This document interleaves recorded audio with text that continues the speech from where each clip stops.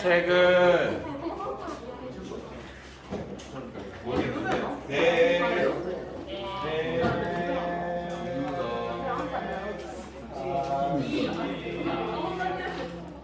142. 책 142쪽 펴면 됩니다. 142쪽.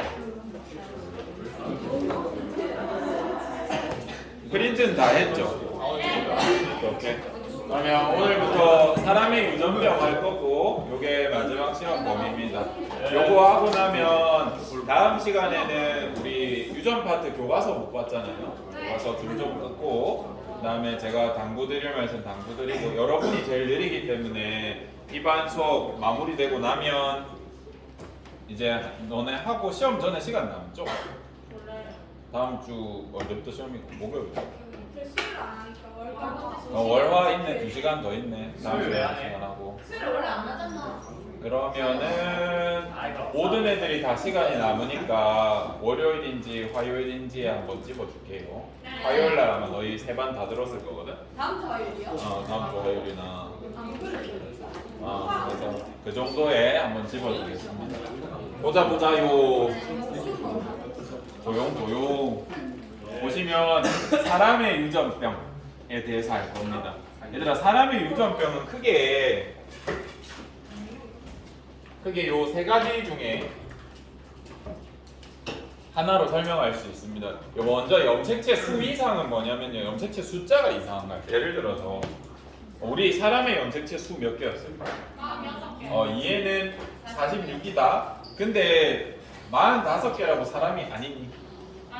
이렇게 있는 사람 있을 수 있어. 47개짜리 사람도 있을 수 있어. 어쩌다가 유전적인 어떤 원리에 의해서 염색체 수가 한 개 적거나 한 개 많을 수도 있어. 대신 우리 보통 사람이랑 조금 모습이 다를 수도 있겠죠. 유전자가 부족하거나 추가로 있기 때문에 그런 점은 이해해 주시고, 얘는 숫자 자체가 이상하기 때문에 현미경으로 볼 수 있어. 기억 분석하면 볼 수 있고, 그 다음에 염색체 구조 이상은 예를 들면 뭐냐면 염색체가 잘려 나갔다던가, 원래 염색체 길이가 상동일 때 요만해야 되는데 한 친구는 키가 좀 작다던가, 또는 뭐 여기에 A, B, C라고 적혀 있었는데 CBA라고 뒤집어서 적혀 있다던가, 그런 다양한 문제들이 있습니다. 그런 경우에 우리가 몇몇 가지는 눈으로도 볼 수 있고, 눈으로 티 안 나지만 어쨌든 염색체 수는 정상이야. 수는 정상인데 뭔가 모양이라든지 이런 게 독특한 경우가 있습니다. 그게 구조 이상. 유전자 이상은 현미경으로 볼 수 있을까 없을까? 없어요. 글자가 틀린 거라 가지고 이거는 DNA 분석을 해봐야 됩니다. 이렇게 크게 세 가지의 형태의 유전병으로 구분할 수 있다. 보시면 유전병은 염색체나 유전자 이상으로 몸의 형태, 기능 이상이 나타나는 병이고, 혹시나 유전자 이상이 있더라도 겉에 안 드러나면 우리가 병인지 아닌지 모르잖아요. 그죠? 그런 경우가 있다. 그래서 잠재적으로 병이 있는 경우도 있고 하기 때문에 우리 미래에는 유전자를 분석해서 뭐 헬스케어를 한다더니 뭐 그런 얘기도 들어봤죠. 미래 산업 중에. 그런 것도 가능해질 것이라고 봅니다. 보시면 돌연변이라는 게 오늘부터 이제 등장할 텐데, 염색체나 유전자가 손상되거나 또는 독특한 조합을 이룰 때 부모에게서 없던 유전자가 나타나는, 얘들아, 부모에게서 없던 형질이 나타나는 건 돌연변이가 아니다. 알겠죠?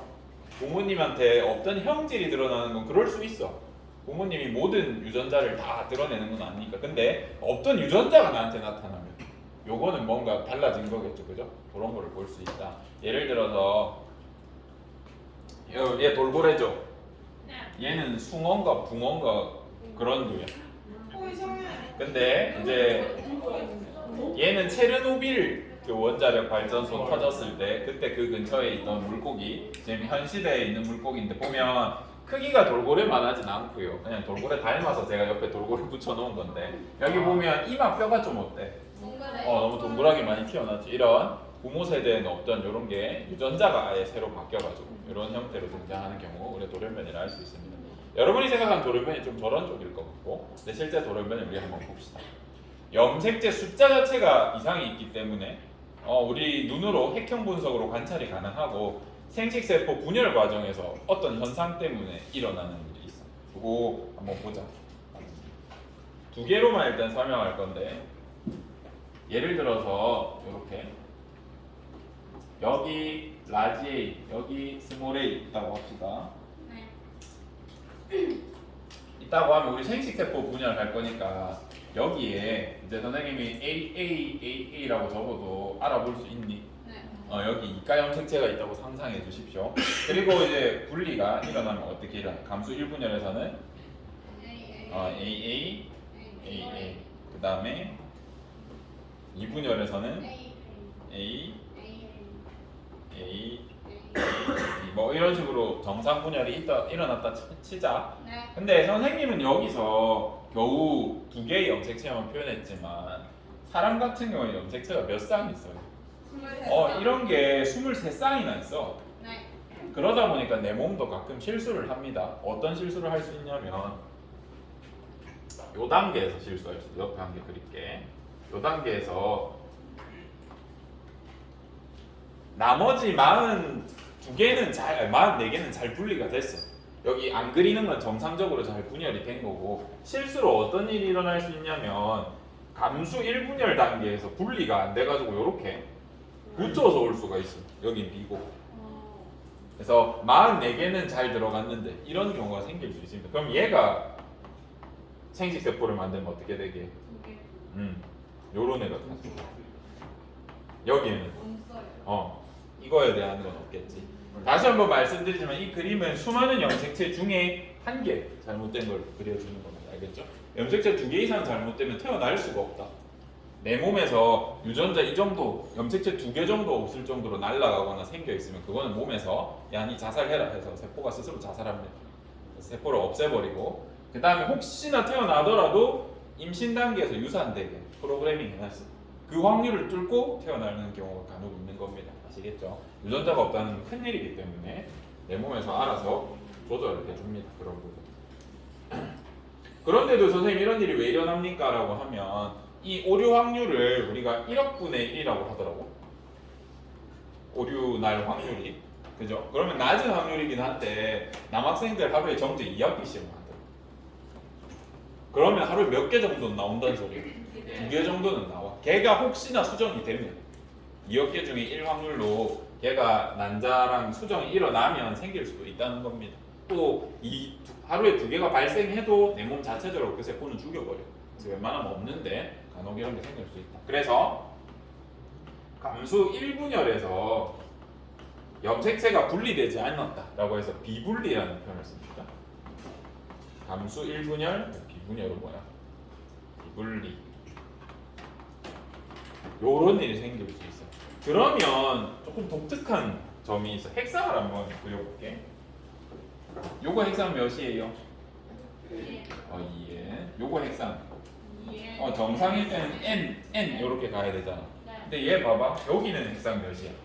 2n 정상인데 어디서 비분리 일어났다고? 여기서 비분리 일어났어. 그럼 요거 어떻게 표현할까? 나머지 염색체는 다 정확하게 분리됐는데 한 개가 추가로 들어온 거잖아. 여기 제가 안 그렸지만 여기 나머지 22개는 정상적인 겁니다. 그래서 n 플러스 1 이렇게 표기해요. 독특하지? 이런 표기법 알고 그럼 여기는 뭐라 적어주면 돼? n 마이너스 1 표현할 수 있겠죠. 그럼 마찬가지로 얘도 n 플러스 1, n 플러스 1, n 마이너스 1, n. 만약에 생식세포 비분리가 일어나는데 핵상 적어봐라 라고 하면 이렇게 적어주시면 됩니다. 독특한 점은 봐봐. 이렇게 분열되면 정상세포가 있어 없어? 생식세포가 생기는데 4개 다 생기는데 4개 다 정상세포가 없어. 염색체에 다 문제가 있어. 그러면 지금 우리 무슨 분열했슈? 1분열 비분리 했으니까 무슨 비분리도 있게? 2분열에도 비분리가 있을 수 있죠. 2분열 비분리 해보자. 보면 이가 염색체가 이렇게 잘 만들어지고 1분열까지는 잘 일어난다. 뭔가 그림이 느낌 이상하네. 이렇게 그렸다고 했을 때 2분열 비분리가 일어나는 거야. 그러면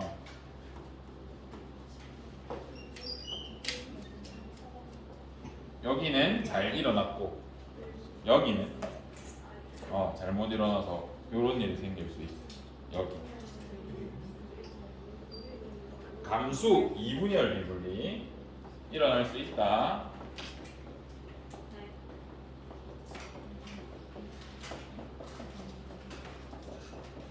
그럼 이때 핵상 한번 적어보자.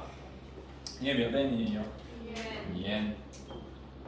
얘 n 얘 n 얘는 n 플러스 1 얘는 n. 다시 말씀드리지만 여기에 23개 중에 한 개만 잘못된 거예요. 그래서 나머지는 그대로 있고 거기에 한 개가 추가됐다고 이런 식으로 표기를 해주는 겁니다. 그러면 이제 이 밑에 친구들만 보자. 오른쪽은 감수 1분열 비분리고 왼쪽은 2분열 비분리. 그러면 얘네 차이를 한번 생각해 볼 필요가 있습니다. 항상 생명과학은 어떤 차이가 있는지 뭐가 다른지를 보거든요. 감수 1분열 비분리가 일어나면 아까 말씀드렸듯이 뭐가 없어? 정상 생식세포가 없어. 전부 다 잘못돼. 그리고 짝을 이루고 있죠. 만약에 선생님이 여기 A라고 하고 가르쳐 줬어. 그러면 여기에 뭐 들어가게? n-1 반대편에 n 플러스 1, n 플러스 1이 결정돼. 1분열 비분리라고 하는. 얘 두 개 세트, 얘 두 개 세트 또 되죠. 요거 하나 알아두셨으면 좋겠고 저쪽 한번 봅시다. 감수 2분열 비분리 할 때는 어떤 녀석이 나와? 정상 생식세포가 나와.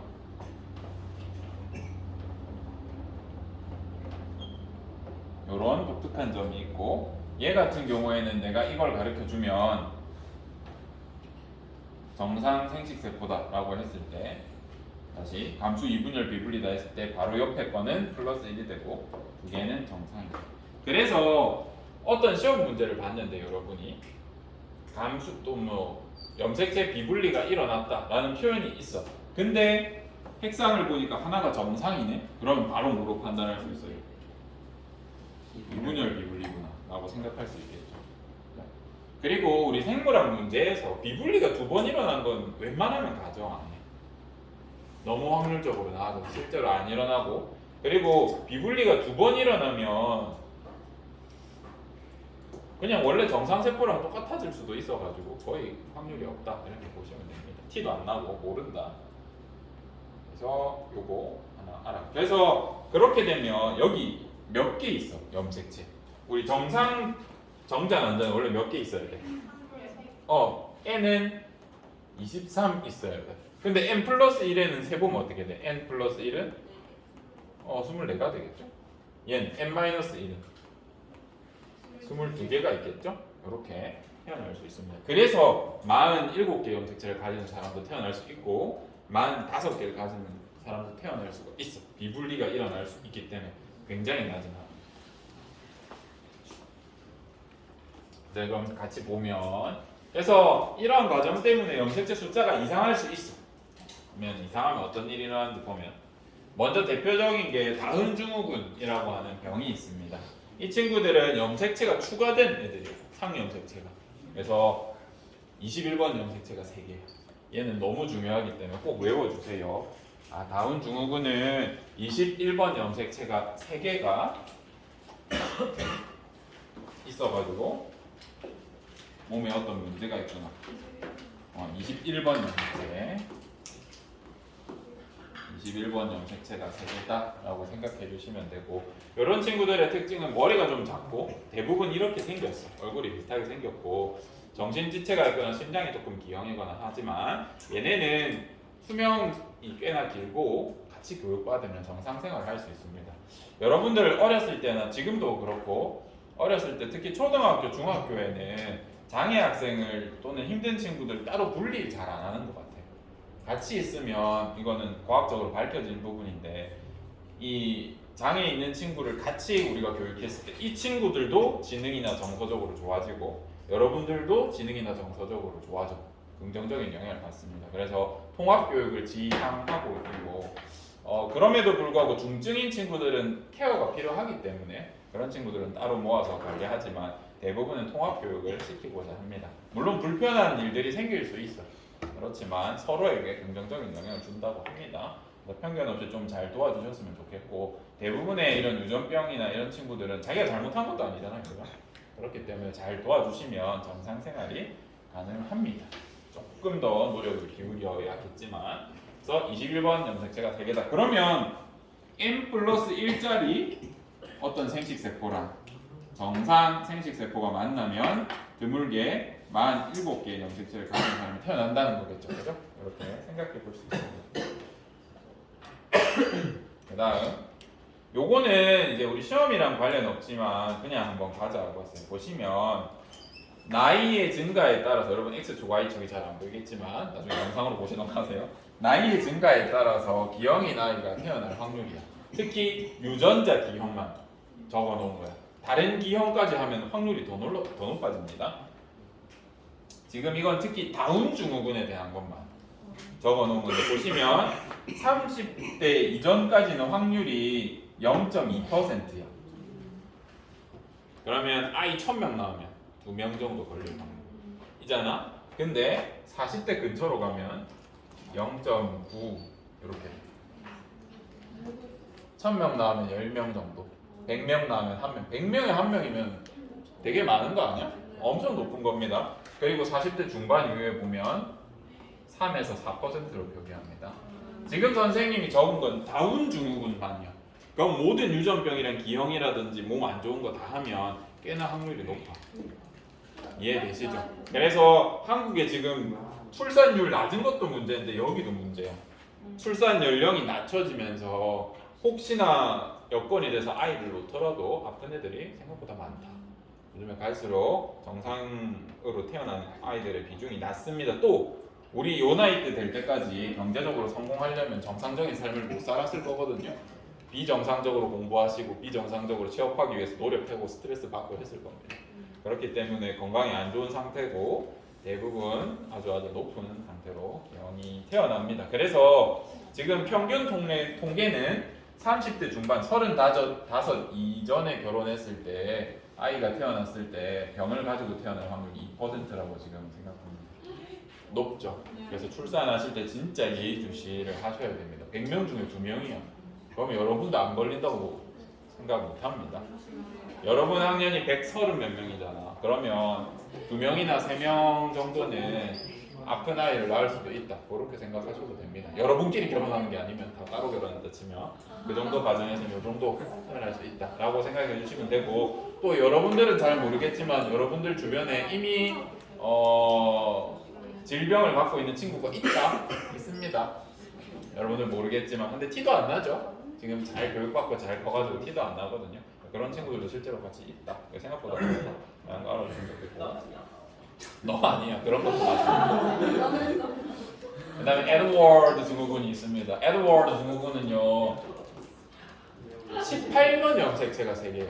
얘들아 27번 18번 염색체는 우리 생명이랑 그렇게 큰 연관이 없기 때문에 그나마 조금 더 많더라도 이렇게 태어날 수 있는 겁니다. 대부분의 염색체는 잘못되면 거의 죽어. 알겠죠? 태어나기 전에 유산합니다. 하지만 태어났다고 하면 이런 일이 있습니다. 이 친구들 같은 경우는 심각한 정신지체, 발달이 잘 안 일어나고 입포가 작고 장기들이 기형이고 대부분 어릴 때 사망하기 때문에 주변에서 보기 힘듭니다. 보시면 될 것 같고, 염색체 분석해보면 이렇게 18번 염색체가 3개 존재해요. 이렇게 염색체 3개가 보입니다. 그 다음에 클라인펠터 증후군. 앞에 병들은 상염색체가 중복 여러 개 있는 거야. 근데 성염색체가 여러인 경우도 있겠죠. 그래서 성염색체가 비분리되는 바람에 성염색체가 어떻게 돼 있는 사람이냐면 2n 플러스 1이라 적는데 44 플러스 XXY야. X 염색체 2개, Y 염색체 1개 갖는 경우고, 외관상으로는 남자입니다. 2차 성징이 없고 불임입니다. 가슴이 발달할 수도 있고요. 근데 이 시기가 차이가 조금 나. 어릴 때는 여자인 줄 알았는데 크면서 갑자기 외부 생식기가 생길 수도 있고, 그 다음에 태어날 때부터 생식기가 2종류 다 있을 수도 있고, 그 다음에 저 같은 경우에는 이런 친구를 경험했었는데 군대 왔어. 남자인 줄 알고. 근데 나중에 의가사 했습니다. 여자가 돼서. 도중에 여성으로 변했어요. 신기하죠? 이런 일이 있을 수 있다. 사바사지만 정말 케바케지만 이런 일이 있을 수 있고, 여러분들 중에 있을 수도 있고 보시면 어떤 점이 독특하냐면 외관상 남자라 그랬잖아. X형 색채는 요런 것까지 우리가 발견한 적이 있습니다. 병으로 X 4개, Y 하나. 하지만 Y형 색채 중에 가진 유전자가 어떤 역할을 하냐면 X형 색채를 억제해. 그렇기 때문에 Y가 한 개라도 있으면 Y가 제대로 발현된다 그러면 보통은 남자로 태어납니다. X가 아무리 많아도 아시겠죠? 그래서 Y형 색채는 X를 억제해서 X의 특정 유전자를 억제해서 남성이 되게 해주는 유전자이기 때문에 Y형 색채가 한 개 있으면 남자다 생각해 주시면 되고 뭐 별로 중요하지 않습니다. 그래서 성형 색채가 비분리되면 이런 일이 일어날 수 있다 생각해 주시면 되고 우리 계속 지금 뭐 하고 있냐면 에드워드 증후군 터너가 아니라 뭐시기냐 다운 증후군, 클라인펠터 증후군은 수가 많은 거예요. 수가 적은 거 한번 보자. 이건 옛날에 다큐멘터리에 나왔던 친구고 한때 이 클라인펠터 친구들이 조금 유행이라고 해야 되나?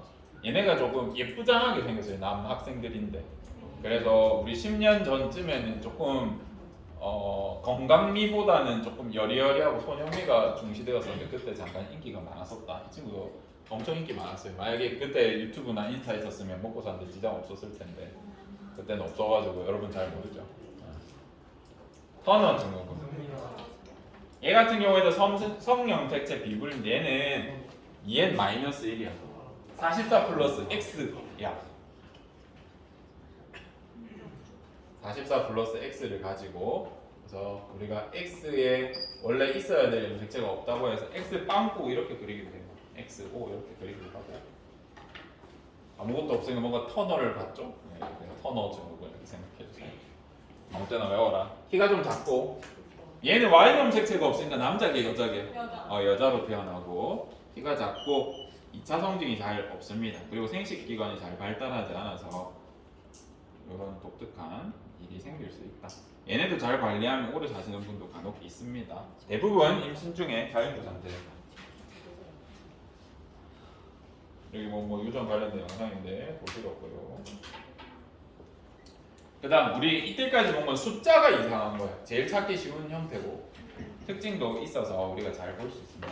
구조 이상은 염색체 숫자가 하나 많고 적은 것보다는 어떨 것 같아? 영향력이 조금 적습니다. 그러나 또 큰일 날 때가 있다. 크게 4가지 형태로 문제가 있을 수 있어. 결실은 뭘까? 결실 일부가 날아가는 거야. 두 번째 중복은 뭘까? 글자가 여러 개 있는 거고 염색체의 일부분이 더 복제가 더 많이 돼가지고 있는 경우 역위는 뭘까? 위치가 뒤바뀌는 거고 전좌는 역위는 같은 염색체 위치에서 이렇게 뒤집어지는 거 전좌는 다른 염색체끼리 이렇게 쭉 바뀌는 건데 확대해서 자세히 보자. 보면 여기 보면 A, B, C, D, E, F, G라고 유전자를 적어놨고 보면 A 유전자가 빠졌죠. 이런 경우 우리가 결실이라고 합니다. 이때 결실은 크게 대표적으로 결실 때문에 걸리는 병이 유명한 게 있습니다. 요거는 수능에 나온 적이 있어서 묘성 증후군이라는 게 있어. 묘성 한글로 풀었으면 고양이 울음 증후군. 말을 잘 못해요. 말을 하고 싶은데 성대랑 이런 신경이 좀 잘 못생겨 있어가지고 계속 이렇게 말하고 싶은데 그래서 고양이 울음 소리처럼 들린다고 해서 묘성증후군이라고 부르기도 합니다. 얘는 시험에 좀 자주 나오니까 기억하시면 5번 염색체가 일부가 결실이 되면 이렇게 생길 수 있다. 그 다음에 윌리엄스 증후군이라는 게 있습니다. 이것도 뒤에서 보자. 윌리엄스 증후군. 얘가 엘프 증후군이었던 것 같은데 정확한 게 기억이 안 나네. 이 윌리엄스 증후군은 몇 번 염색체 결실? 23번? 몇 번 염색체인지 정확하게 기억이 안 나는데 일부 염색체가 결실돼가지고 키도 작고 성장이 잘 안 돼. 그러다 보니까 키가 작고 좀 독특한 점이 귀가 뾰족하고 눈이 좀 크고 그런 특징이 있어. 그래서 보면 TV에 나오는 남자 엘프들, 난장이처럼 있는 귀여운 엘프들처럼 생겼습니다. 그래서 엘프 증후군이라고 똑하더라.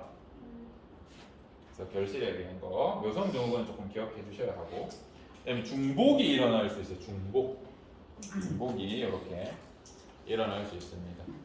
대부분 그나마 중복은 있을 게 다 있기 때문에 그렇게 큰 문제가 되지 않아서 여기서도 병은 따로 언급 안 하고 있는데 문제가 되는 경우가 간혹 있습니다. 그런 경우가 있는데 우리 고등학교에서는 다루지 말라고 명시해놔서 안 다루겠습니다. 역위는 보면 A, B, C, D, E, F, G 이렇게 돼 있어야 되는데 A, B, D, C, E, F, G 막 이렇게 뭔가 위치가 뒤집어져 있는 경우가 있습니다. 그냥 극단적인 예시로 적어보면 예를 들어서 키가 178cm가 뭐 이렇게 적혀 있어야 돼. 근데 170 그래 이렇게 하자. 근데 이 글자가 뒤집어졌어. 17cm 8m.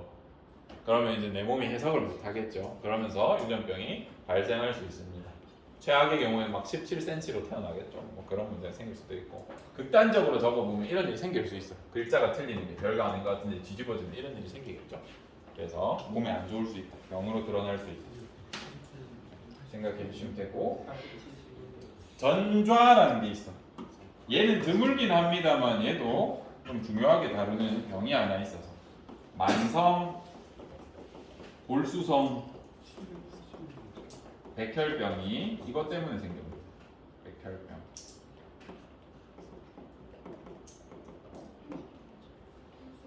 우리 적혈구, 백혈구수는 적절히 유지돼야 되거든요. 백혈구는 평소에 몸에 엄청 많을 이유가 없어.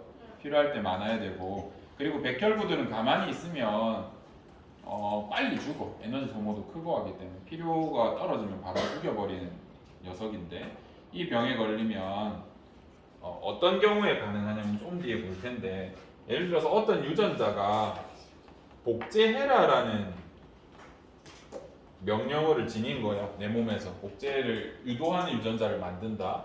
근데 하필 이게 백혈구와 관련된 부분에 들어가면 어떻게 돼? 해석을 해보면 백혈구 복제해라라고 된단 말이야. 그래서 내 몸에서 필요 이상으로 백혈구를 잔뜩 만들어내는 백혈병에 걸릴 수가 있습니다. 그러니까 우리가 정상적인 국가가 돌아가려고 하면 뭐 빵 만드는 사람도 있고 일반 시민도 있고 뭐 유통하는 사람도 있고 해야 되잖아요, 그죠?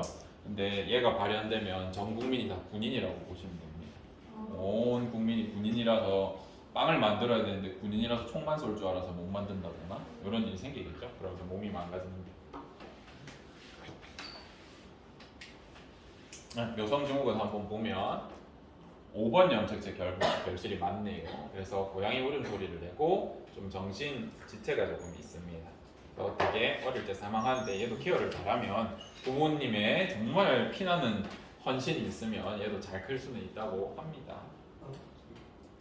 그 다음에 얘가 이제 만성골수성 백혈병의 대표적인 예시인데,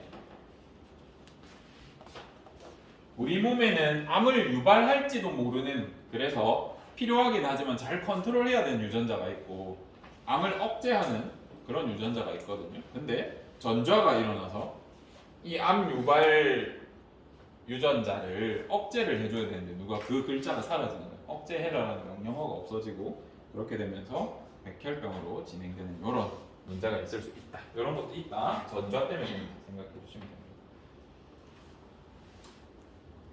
그래서 조혈모세포에서 무관 분열이 일어나서 이런 게 잔뜩 만들어지고 아프다, 빨리 죽습니다. 세 번째, 유전자 이상. 얘는 글자 자체가 틀린 거라서 안 보여. 현미경각과는 분석을 해봐야 된다 그랬고, 보시면 대표적으로 겸상적혈구 비뇨, 난모양 적혈구, 이건 많이 들어봤죠? 네.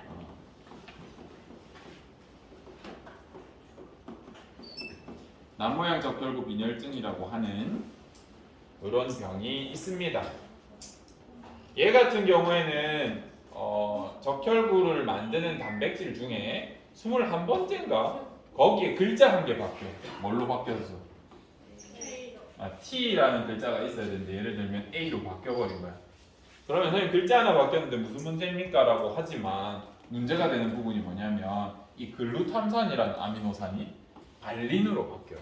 근데 이 글루탐산이 하필 얘는 산이라서 친수성이야. 근데 발린은 소수성이야.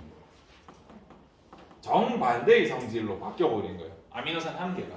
그래서 무슨 일이 생기냐면 우리 적혈구는 체액 속에 들어있잖아. 혈액에. 그지? 그래서 얘는 웬만하면 여기에 뭐 액체가 있겠죠? 액체가 가득 차 있으면 물을 좋아하기 때문에 이렇게 팽팽하게 물 쪽으로 펴질 수 있습니다. 간단히 설명하면 굉장히 복잡한 메커니즘이 있겠지만, 근데 반대로 이렇게 물을 좋아해야 될 적혈구가 물을 싫어하면 어떤 현상이 생기겠어? 물을 싫어하니까 물을 피해서 계속 부피 표면적을 줄이려고 할 겁니다. 그래서 쪼그라들면서 찌그러져서 이렇게 납작하게 이렇게 변합니다. 그러면 첫 번째 문제는 뭐가 있냐면 산소 운반 능력이 격하게 떨어져. 그것뿐 아니라 무슨 일이 생기냐면 동글동글할 땐 서로 잘 안 엉키거든요. 이렇게 혈관을 잘 지나는데 이렇게 떡져가지고 혈관에 막히는 경우도 생기고 문제가 있습니다. 하지만 이 사람들이 잘 자연 선택되는 환경이 하나가 있더라. 뭐가 있냐면 말라리아지. 이건 독특한 거거든요. 정상 적혈구가 있어야 이 말라리아 원충들, 원생생물들이 이 안에 사는데 납작하게 짓눌려 있어가지고 공간이 없잖아. 말라리아가 못 들어가서 이 남 모양 적혈구 빈혈증이 있는 사람이 말라리아에는 안 걸리더라 라는 장점은 있다. 근데 나머지는 다 불편하다. 그 다음에 요거는 우리 책에서 많이 소개해서 페닐케톤요증이라고 있어. 처음 듣죠? 네. 페닐케톤요증. 우리 당뇨증이 무슨 뜻이었어요? 오줌에서 당 나오는 거. 그럼 페닐케톤요증은 뭘까? 이런 물질이 오줌으로 나오는 거야. 우리 몸에는 페닐알라닌이라는 어떤 아미노산이 있거든요. 그게 반드시 필요한데 몸에 어떤 문제가 생겨서 효소 하나가 잘못 만들어져서 이 페닐알라닌을 사용하는 과정에서 피로이드 형태의 피로이드도 모르잖아. 어쨌든 뭐가 잘못돼 페닐알라닌 대사에서. 그래서 걔가 축적되다가 흡수가 안 되고 몸 밖에 버려지는 그런 사태가 벌어집니다. 그러면 페닐케톤의 형태로 몸 밖에 버려지고 오줌 색깔이 갈색도 아닌 것이 검은 색깔이 나옵니다. 근데 필수 아미노산이 없다고 생각해봐봐. 무슨 일이 생기겠어? 몸을 구성하는 단백질을 못 만들기 시작하고 심한 경우에는 죽거나 별로 안 심한 경우에는 어릴 때 발달하는 과정에서 단백질이 안 만들어지기 때문에 지능이 떨어진다거나 이런 일이 생길 수 있어요. 그럼 얘는 어떻게 해주면 될까? 넣어주거나 페닐알라닌이라는 물질이 든 음식을 적당히 필요한 만큼만 섭취하면 돼. 너무 우리 일반인처럼 섭취하면 이렇게 너무 많이 만들어져서 이런 일이 생기니까 조금만 섭취하면 됩니다. 그래서 식이요법으로 극복할 수 있는데 쌤이 요거 관련된 다큐멘터리를 한번 봤단 말이에요.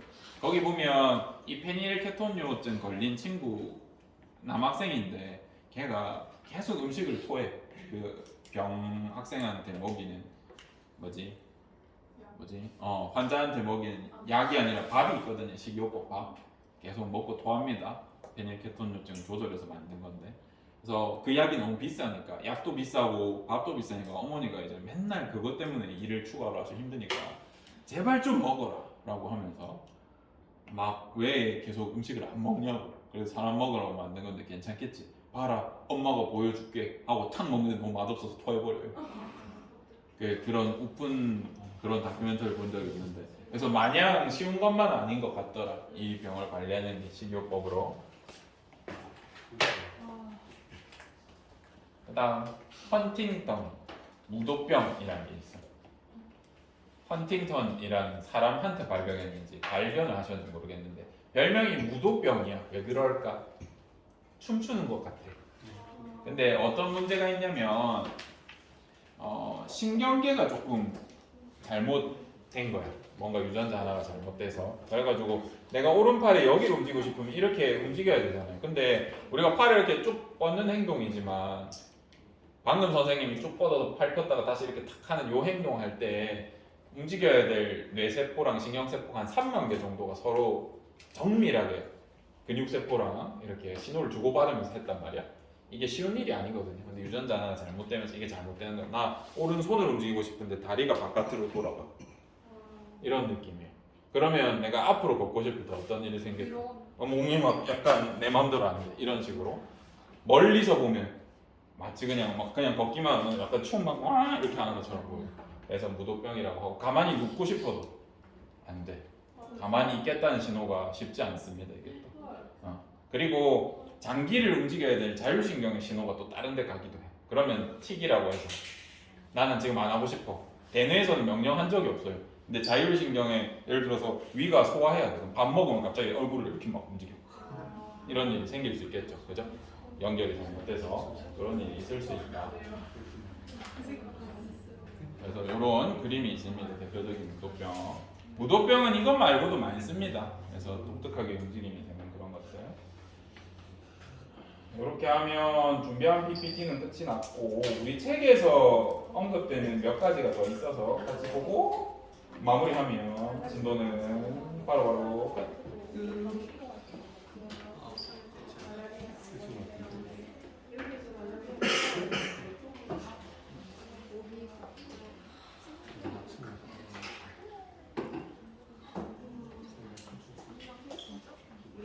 다른 건 제가 거의 설명했고 여기 나오는 병이